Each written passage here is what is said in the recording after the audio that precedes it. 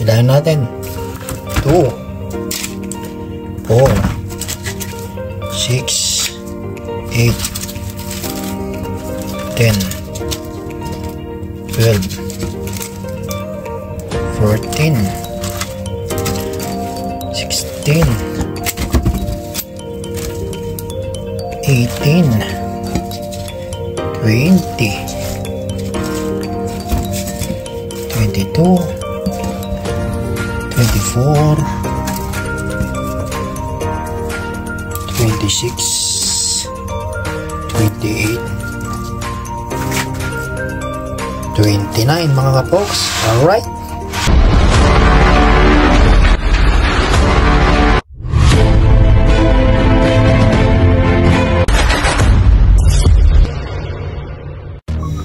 Alright, shoutout po sa inyo lahat. Mega loud shoutout. Good morning, good afternoon, good evening. Ano man ang oras na inyong mapapanood ang vlog na ito. Mega loud shoutout sa lahat ng mga nandyan. Ito naman tayo sa ating kusina. Mahiwagang kusina. Alright, so alam nyo na. May bagong content na naman tayo mga folks. At ang gagawin natin ngayon is gagawa lang tayo ng ice candy. Since summer ngayon, masarap kumain ng ice candy, di ba? Hinahanap-hanap ng ating mga katawan yung malamig talaga na pagkain during summer. So gagawa ako ng ice candy mga folks. Flavor niya is yan, avocado.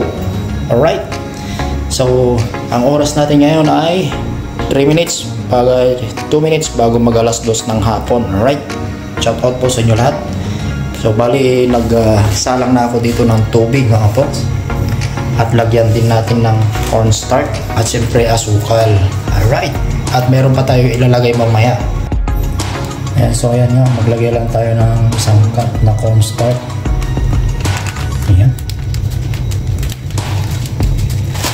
Siyempre, maglagay na rin tayo ng isang cup ng asukal. Para matunaw na yung asukal habang hinahalo-halo natin. Right. Ganun pala para makita nyo. May asukal yan. Pag ganyan yung kamay ko yung nakikita nyo. Right. Siyempre haluin lang natin ito mga folks.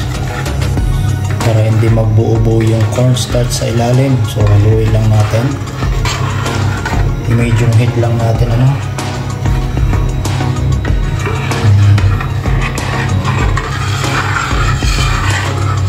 Yan, so alright. So habang pinapainit natin yung tubig, may cornstarch, birahin na natin tong avocado.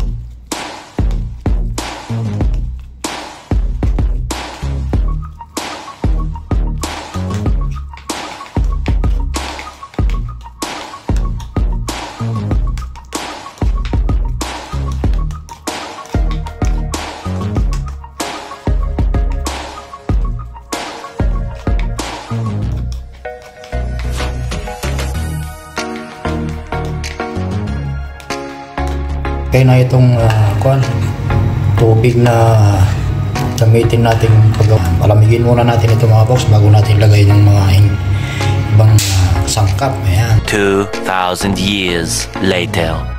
Alright, muli tayo nagbabalik mga box. Ready na itong ating malamig na. So pwede na natin ilagay itong mga ibang ingredients. Siyempre maglagay tayo ng gatas. Ayan. Isang condense at isang evap. Ayan, sa mga nagtatanong pala kung ano yung ating ginagawa, yung mga kakapasok lang na nanonood, gumagawa ako ng ice candy na suka flavor. Ito, suka flavor mga poks. Astilan. Alright, itong suka mga boss, kinuha ko ito para gamitin natin imbudo. Alright, so ilagay na natin tong contents, no, boss? Suka flavor. Ayan. Nakatikim na ba kayo ng ice candy na suka flavor, mga folks? Alright. Sabi ito. Nanginginig pa yung aking kamay. Yan.